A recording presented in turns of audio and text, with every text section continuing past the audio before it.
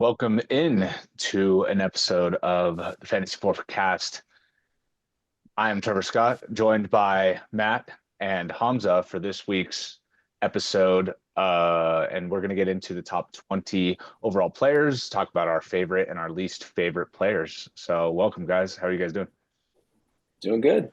Exciting couple days of free agency. So excited to go down the Wild free list. And agency. yeah, to say the least, this is probably the craziest I can remember. But yeah, it's been a good few days. Yeah, so we'll have to do a free agency episode here in a little bit because a lot of these guys we're going to be talking about weren't impacted by the free agency.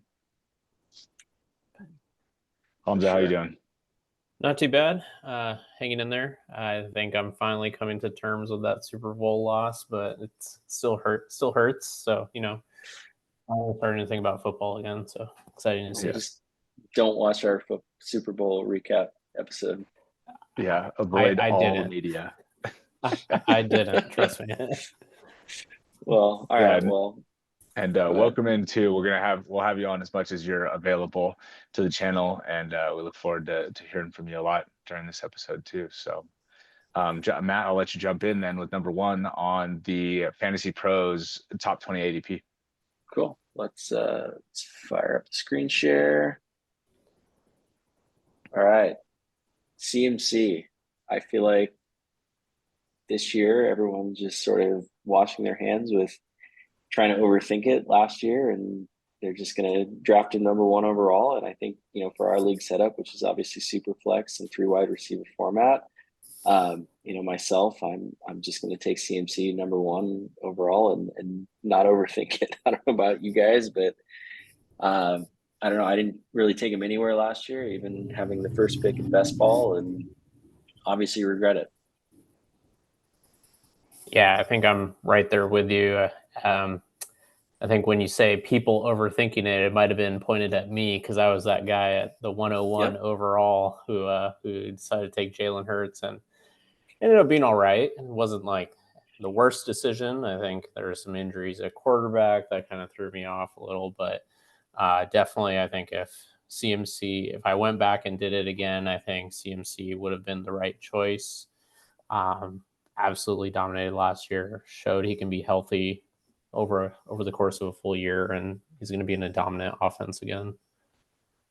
Yeah, and something that we talked about before last offseason that you were paranoid about for McCaffrey specifically was Elijah Mitchell's impact on him and the splits that Mitchell had the year before on McCaffrey, but that didn't come to fruition in any way. And then Mitchell got hurt, and then it was the McCaffrey show. So I understand obviously why he's ranked number one. Running back after him is really difficult. There's just a lot of sameness all the way down to 10 or even 12. And so I get why he's number one. In a three wide receiver league with super flex and with how deep I feel like running back is for the ability to get starters. I just don't. If I have the first pick, I won't be taking McCaffrey. I'll be going receiver, and I'll be taking one of Tyreek Hill or CeeDee Lamb, who we'll get into next. Yeah, and I guess just to add some context, Hamza, on your side with looking at Superflex rankings going into last draft. I mean, you kind of did the right thing with Jalen Hurts, and you kind of went by the book there, and like you said, it didn't hurt you, but I think going with your guy, and especially in a 10-team league where you got CJ Stroud, and I don't even want to know what round last year. 16. 16, and it's just one of those things where it definitely adds to the dynamic, and that's kind of why we created this channel for people that are in this specific format. So it is good to hear that perspective. And going next to CeeDee Lamb, I don't know how you Yeah, guys feel right now. to Oh, add to sorry. add a little bit more to your story, Matt, too. Hamza drafted Daniel Jones as his QB2 in round 5. So, you can say should have gone with McCaffrey, but you did hit on James Cook later in the draft. There were other running backs that became available, right? That you hit on Mixon too, who was a top 5 finish last year too. So it's just like, you can say you go running back, but at some point, you're taking risks at these quarterbacks that go 12 to 17. And some of them work out like Anthony Richardson. Some of them don't work out like Daniel Jones. So, you were fortunate to have Stroud, but locking in that top end quarterback early is something that is valuable in a super flex. Big time. And then Trevor, I'll kick it to you with CD just because you mentioned him with Tyreek. How do you have him in your rankings? How do you feel about him going into next year? Where are you comfortable drafting him, not drafting him? Yeah, I am very comfortable taking him in the first two picks. I had him in a league last year, and he really saved my team. Got him in like the third round of a draft last year, and was unbelievably excited to have him. There's so much hate on Dallas's offense, and there was a lot of hate on CeeDee Lamb going into last year, even, ranking him. Well, I shouldn't say hate, but, like ranking him as wide receiver 7, 8, like he went behind Devontae Adams in a bunch of leagues, type of thing, Amon-Ra St. Brown, who was also great, but he wasn't CeeDee Lamb. And for me, I was very worried that they were going to fire McCarthy after they lost their playoff game. And that would be a different offense. And I don't know, he had just switched offenses, and to switch offenses again 2 years later, I think would have been a little bit, would have given a question mark that I otherwise, now that they're keeping him, don't have. So, I'm very confident in CeeDee Lamb. He's the only game in town. Anybody else that they bring in, like, I was very encouraged that they brought in Brandon Cooks, because it was going to take away some attention from him, make it so they couldn't just double and triple cover him all the time. So I'm very confident in CeeDee Lamb. I have him at 2 behind Tyreek, but really think that he's worth the pick at this spot. Yeah. What about you, Hamza? Yeah, I think that's interesting that you say you have him 2 behind Tyreek. I guess I'm curious to hear your thoughts, Trevor. Like typically when we think about situations where there's personnel changes, target shares may go up or down. With the situation around Tony Pollard leaving, I think that offense goes even more pass heavy than it has been. Is there any thoughts on that? Like, you think CD may even outperform what he did last year? I don't think so. My opinion on CD is he was wide receiver 1 last year, and how much more work could they possibly give him in the offense, right? Like, if they go more pass heavy, it's going to be more Ferguson, it's going to be more Cooks. Maybe he gets a few more targets, but how much further can you really push the target ceiling than 180 targets? I just don't think that there's a ton of room for volume improvement. So the offense around CD at this point, I think, is less important than just how good he is and how dominant of a role that he currently is in. Fair. Yeah, I think the encouraging thing is you saw, the tight end Ferguson, obviously, and Cooks sort of come on a little bit later in the year, and he still sort of ascended as the year went on. So right now he's my number 1, and I guess jumping to my number 2, and I'll give my opinion first on this, is Tyreek. I mean, he's lightning in a bottle. Waddle could be a top 10 receiver in the league, and it showed it didn't really matter. My only hesitation with Hill is the same hesitation I had last year, which I was a fool for, is, if he loses half a step, then, he's what, 5'9", maybe, like the drop off will be. No, he's 5'11". Once it, yeah, sure. The On his drop off will tiptoes be cleats. quick. The drop off will be quick once it happens, but it's not enough to keep him off the roster. So I've got him at 2 this year behind CD. I'm optimistic. I'm not a Tua believer, but all you have to do is get the ball in his hands. What do you guys think? I'm right there with you. I mean, just the explosiveness that he has is at a different level. I mean, I think last year when we were looking at some of the highlights with Tua, you say like Tua is Tua, right? But when you looked at Tyreek just tracking the ball, it was almost that he was gliding for a moment. Tua would overthrow him, and he just accelerated to catch it. And so, I mean, that and the amount of deceleration was even more impressive. I mean, it's just coming back to the ball too. It's like, it's funny because he did play with Patrick Mahomes, so Doesn't, Yeah. I guess it doesn't matter, but he's, it's pretty incredible what he does tracking the ball. Yeah, and for me, like I owned Tyreek, so I think I'm a little bit biased this year, but being able to follow the game and just expect a 6-yard touchdown, every week is something that I had never experienced as a fantasy owner because I had never owned Tyreek. And, I mean, it just felt like he did it 10 times this year in 17 game fantasy season. And he is well, McCaffrey too, right? I guess I shouldn't discount McCaffrey, but he in particular is so unique in the fact that his weekly upside, which when you break it down, right, we're playing week to week, but his weekly upside is just so insanely high that he Yeah. can single-handedly win you a week when he goes off. And that's something that I would rather have on my team than I would be worried about playing against. So that's why he's my number one player. Like even in week one, my entire team was terrible. And Tyreek went for 10 for 215 and 2 touchdowns against the Chargers, and I won by 2 points. Yeah. Um, I remember I was playing against you. so like that sort of 30 plus point upside that he can hit on any given week, and he does it over and over again, right? It's not like it's something that he did once or twice. Like he consistently, when he goes off, is over 30 points.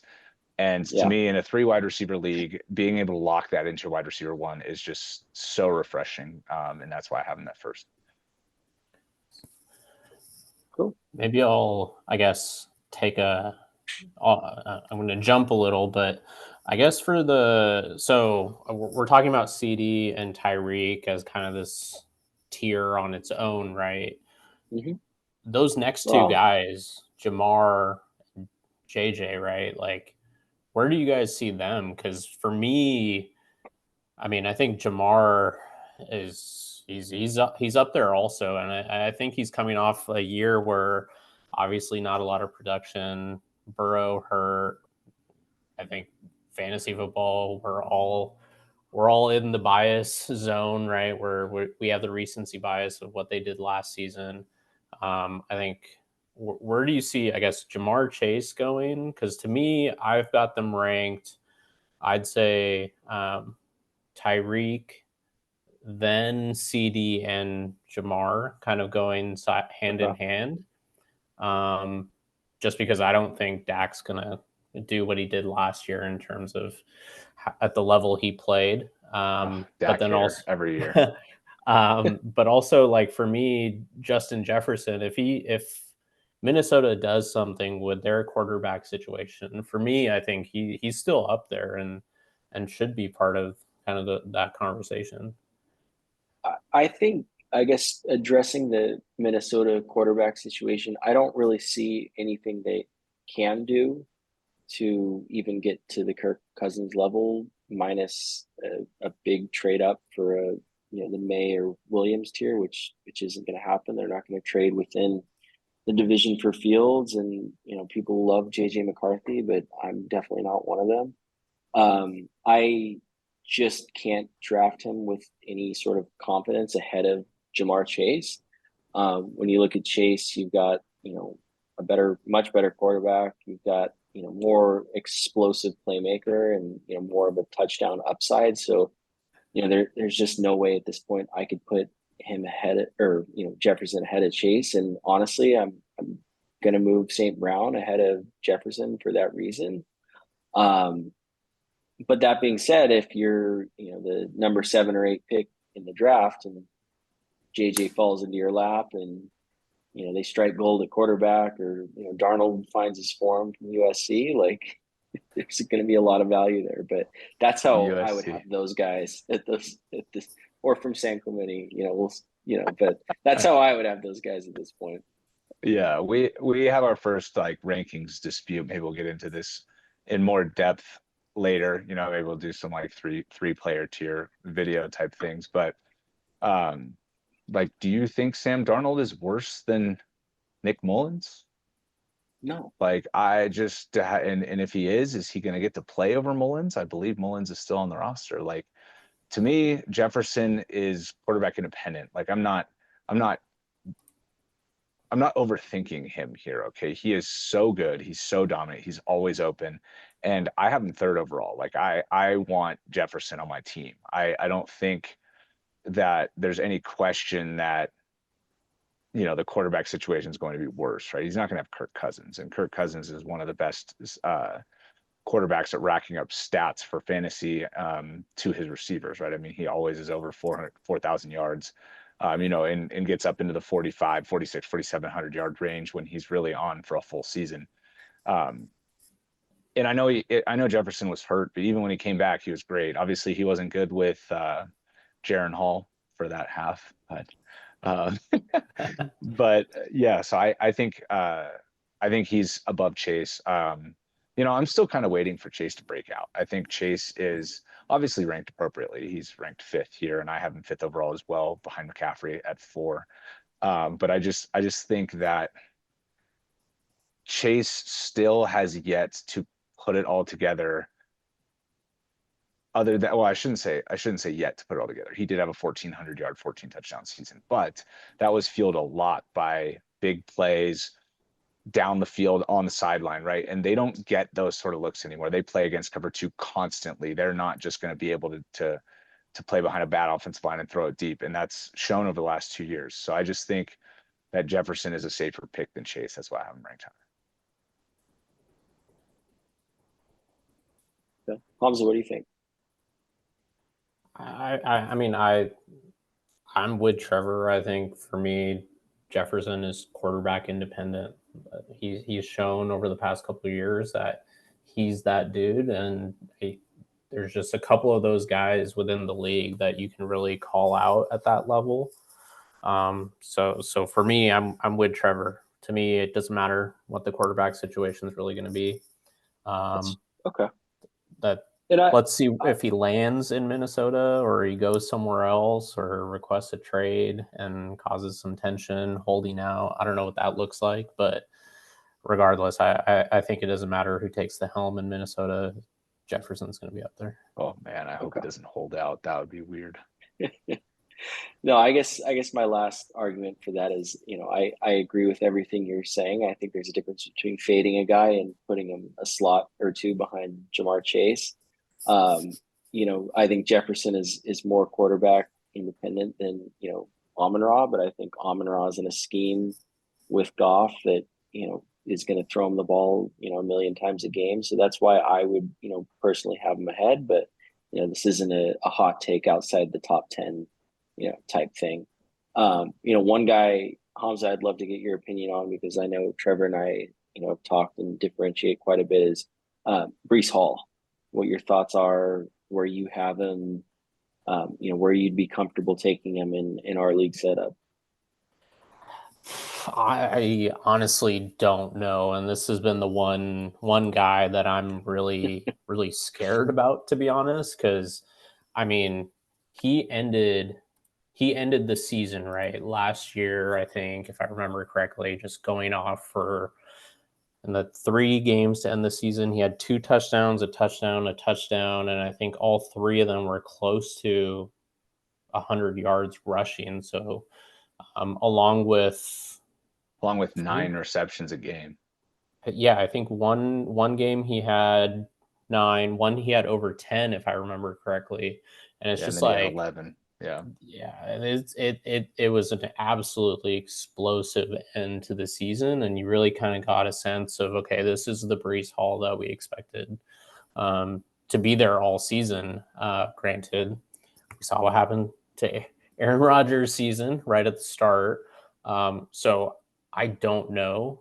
I don't know if I'm willing. I mean, we've been drafting together for long enough. You guys know I'm not the biggest risk taker when it comes to my drafts, and so for me, I'm not willing to take that risk that high in the draft, knowing that coming back around, right? You have guys I mean, if you wait in the first round and try to come back for a running back, you're talking about guys like Saquon that are in a better offense. They're at the Eagles. He's going to be running behind a better O-line.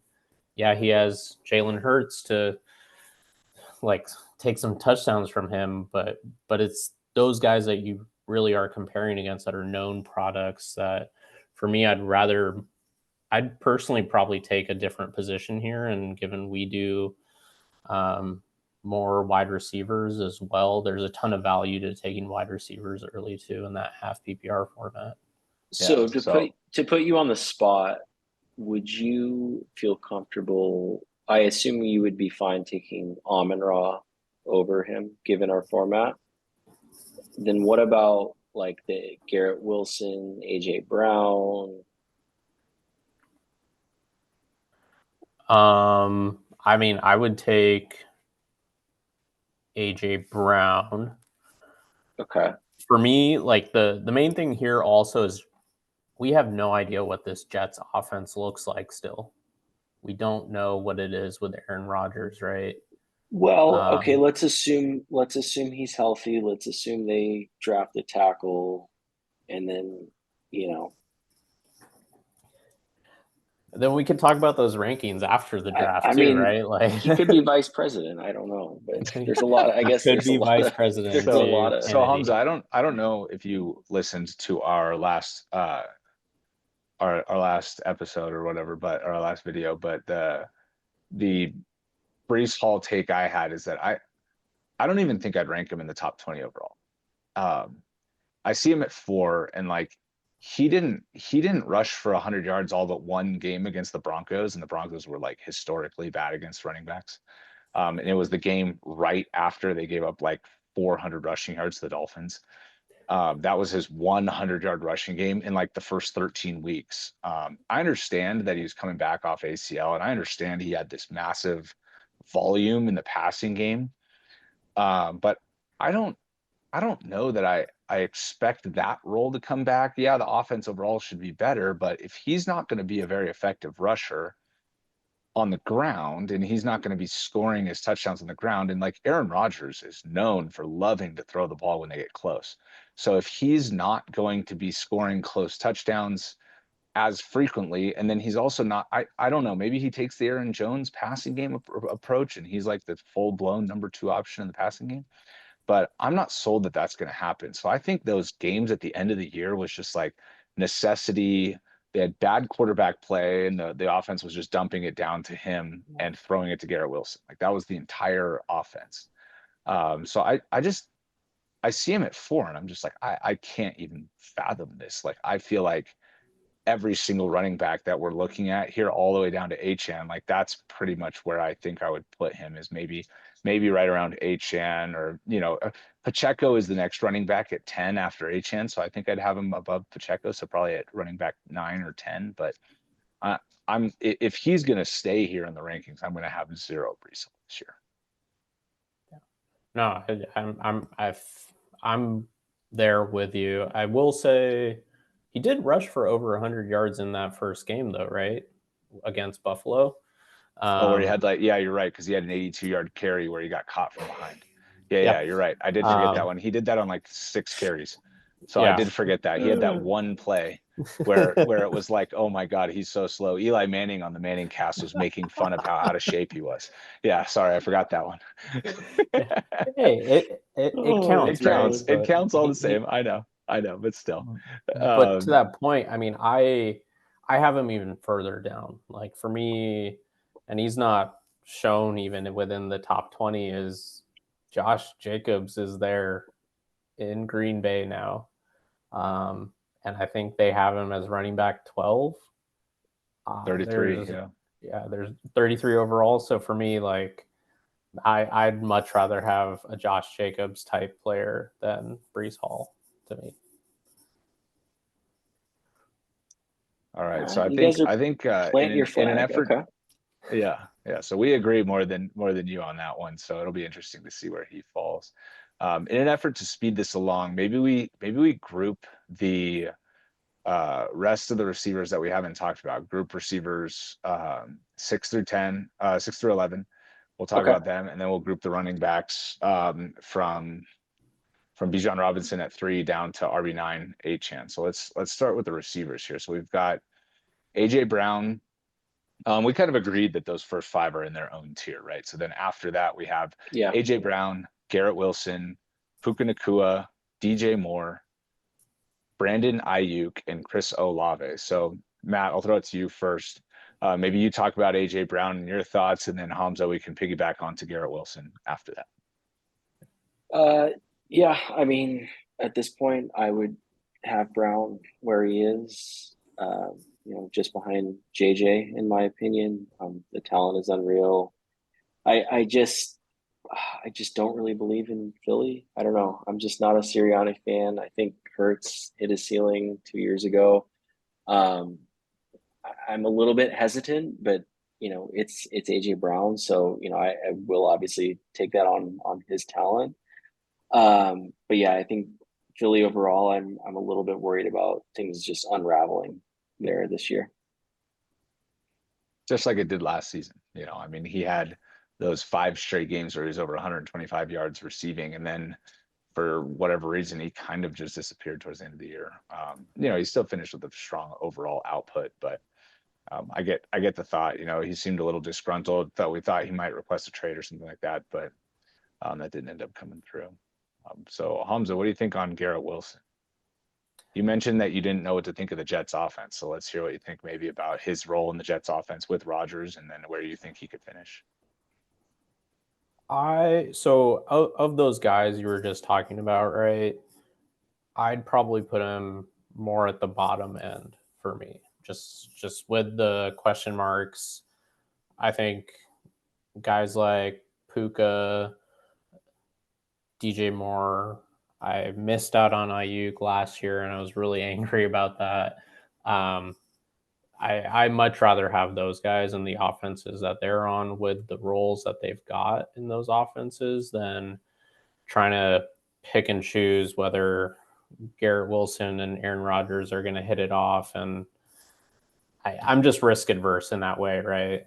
I take my kind of risk, or I'll shoot for upside kind of later in the draft versus trying to hit on that one guy that instead of being 12 could be 3 overall, right? The gap there for me is just not the risk we're taking.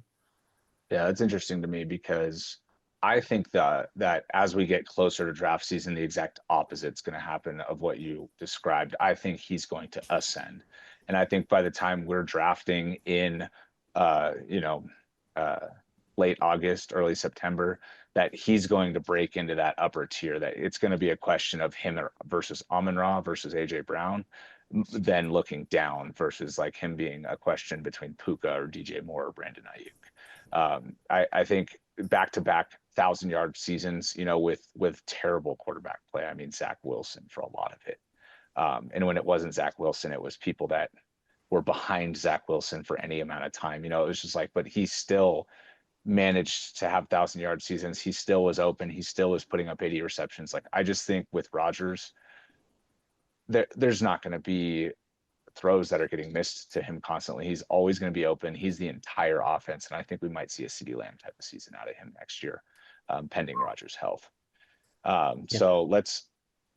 That Hard Knocks hype is carrying over for a full season, huh? Yeah, I just think that we were going to see something special from Wilson, and I think we got deprived of it because we had to go back to Zach Wilson. I think we even saw with Flacco in Cleveland, if he had been the backup, if they had gone out and signed him right away, Flacco was familiar with the offense, familiar with the scheme, and he either decided not to come or they were publicly saying it was the Zach Wilson show. So I think even if it had been Flacco, we would have got a much better taste of what Garrett Wilson can be. And there's a reason he's ranked 13 because he didn't perform like that at all last year, right? I mean, he based on his performance last year, he wouldn't have even sniffed this ranking, but I don't have any problem with him here. So going down to Puka Nacua, I'll talk about Puka Nacua a little bit because I'm out on Puka Nacua, and it sounds like you guys might be a little bit more in on Puka Nacua. I think that this ranking, obviously he was excellent last year, right? He got to a point where those first 4 games he burst onto the scene. There was no cup. It was unbelievable how good he was over those, and he's getting a ton of targets, all that stuff, right? And that production propped up his overall season production for the whole year, but also he was able to coexist with Cup Now, my concern with this ranking and my concern with Puka is I'm not necessarily sure I'm sold that he's going to be better than Cup. Um, Cup was dealing with that hamstring injury throughout. You know, he got hurt at training camp, was still struggling with health later in the year as well on a couple other nicks and dings throughout the year. And I think coming into this year, as long as he's fully healthy, when we get into camp and we start hearing positive reports on Cup's health, I know he's older, but I'm just not sure I want to pick somebody in the first 2 rounds that isn't necessarily going to be guaranteed his wide receiver one on his team. You know, like there's no doubt with Garrett Wilson. Okay. There's no doubt with DJ Moore. There's no doubt with AJ Brown, and AJ Brown has Devontae Smith on his team, but there's still no doubt, right? I don't want to have that doubt with somebody that I'm picking in the first 2 rounds. Yeah, I like what you're saying about Cooper Cup too. I saw a tweet from, I think it was Fantasy Pros, where it was their rankings and it was like 40 and 41 or whatever ranking it was like Cup and Kelsey. And I commented, I was like, if these guys are healthy, they're going to win a lot of leagues, people drafting these two at the turn. So if you were to tell me going into the year that both are at full health, then I guess we can just look where Cup's at right now. 50 right now, like just that gap is just astronomical. And, you know, I think people are, I don't know. I think I'm agreeing with you more on just, I'll probably avoid him where he's at, but obviously, you know, they picked a winner with drafting him in the 5th round and, you know, good for them. But yeah, that's a tough pill to swallow. And then I guess, you know, jump. Oh, sorry, Hamza. No, I was going to say, so you said first 2 rounds, Trevor. Would you take him in the 3rd? Yeah, I'd be comfortable with him in the 3rd. Again, it's not to say that I don't think he's going to be good, or it's not to say that I don't like him as a player. I think he's going to be good. I think he's going to put up numbers, but like when I get down to say Deebo Samuel, right? There's another guy where you're not really sure he's the one, right? Nico Collins, you're not really sure he's the one. Like those guys are also very good players, but the reason they're down there, the reason they're in the 3rd round is because you're not 100% sure they're the one. And I think that Puka belongs there, not above these guys who are like bona fide target hog #1, no doubt wide receivers. So that's just why I think I'd have him, you know, 8 to 10 spots lower. Totally fair. I was only asking the question because, I mean, we talk about like 14, 15 here, but in our league, first 2 rounds, we're almost guaranteed to have 5, 6, on a high side, maybe 7 quarterbacks go, right? And so that pushes that down a little further into the 3rd, maybe 4th round. So very true. Yeah. So I mean, if Puka's there in the 4th round, like in a super flex league, right? We're talking now in that context instead of with this ADP. If he's going to be there in the 4th round of a super flex league, that's where I want him. I'm not going to want him in the 3rd round because in the 3rd round, I'm going to be able to get Brandon Ayuk. I'm going to be able to get Chris Olave, right? Those are going to be the receivers that I target over Puka Nacua, just because of the uncertainty, right? And maybe this is a pick that I'm not willing to risk on, right? Because if he is what he was last year, he's going to be worth that pick and more. But I hesitate in a big way because we saw that in the context of Cup struggling with health. And if he's not going to struggle with health, I just really don't see how he's going to be able to pay off this draft price. Yeah, I agree. All right, so let's jump down to the next guy on the list here with DJ Moore. A lot of uncertainty at quarterback here, so let's get into the quarterback situation on this one. Yeah, I think is someone that's never really been on the DJ Moore hype train for one reason or the other. I think the uncertainty going into this year, I definitely want to fade him at this spot. I would much rather have Ayuk or Olave, or, you know, even looking farther down the list, Devontae Adams. Just, you know, it's probably going to be Caleb Williams. I love Caleb Williams. I just think he spreads the ball around a lot. And then you got to think at the 9 pick, they're probably going to be either taking a Dunze if he's there or Brock Bowers. And, you know, I think it's just going to be less targets for DJ Moore, who obviously had a chemistry with Fields and, you know, had some really good spike weeks. So I'm going to shy away from him. You know, as of now, we'll see how things unfold, but I just don't see myself gravitating more toward him, assuming it's Caleb and another pass catcher, either at 9 or in the 2nd round, just given how deep the class is. Yeah, Yeah, I'm right there with you. For me, Moore has no business being up here, in my opinion. I'd much rather have guys like Devontae, Nico. I mean, Nico, you only expect more, right? After a year with Stroud and that rapport building further. I'd take Debo. Guys like, I mean, maybe around that Mike Evans range, you start to think about it, just given the quarterback situation as well. But even there, Baker was pretty good. So, but for me, more is way down there. So Man, more haters. Um, I was in on DJ Moore when he was in Carolina, and then he let me down in a big way. So I was off DJ Moore last year, coming into the year, and I feel like I paid for that because I love Moore as a player, and he was unbelievable last year.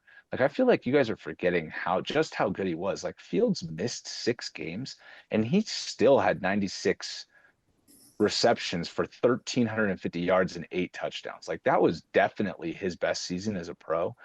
And Caleb Williams spread it around at USC. It's like, okay, like, okay, we didn't have DJ Moore. Like I can't imagine that he's going to come in and not use his best weapon. Now, if they use that 8th pick on a receiver and they're gonna, they get one of the top 3 receivers in the draft, then maybe I'll change my tune a little bit. But until that happens, I couldn't disagree with you guys more. I think DJ Moore, again, is a guy that is going to be looking up, not down as we move forward in the offseason. Is going to jump Puka, and he's going to push his way up into the top, 12 picks. So in a 12-team league, first round type of player.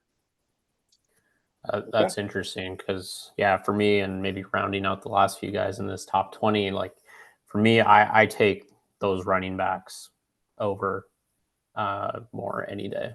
For me, Saquon, ETN, A-Chain, they're giving me way more value. Beyond that, you start getting questions around the number of touches that players are getting.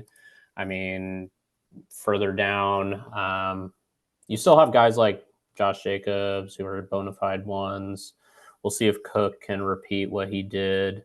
But I'd much rather have a running back up here versus DJ Moore. So Yeah, I can give you Saquon. I think I was going to Saquon's say, gonna, I agree with Saquon. Yeah. Saquon's already, if you look at the customized tiers over here column, right, he's already up 7 since they signed since he signed in Philly, and that literally happened yesterday.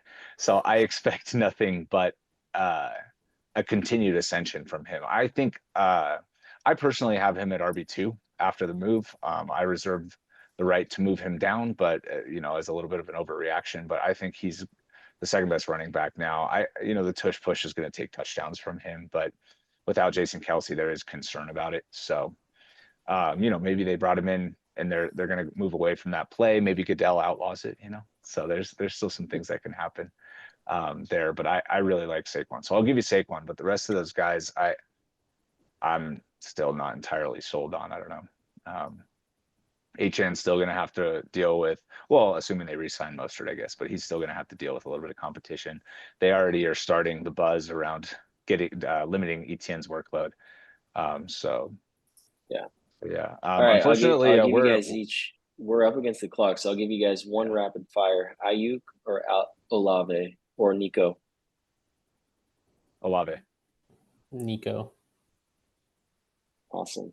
I'm gonna go Olave too, just because he's my guy. But awesome, guys. Well, it's a great episode, 3rd episode. Look forward to seeing everyone again soon. Later. Talk to you guys soon.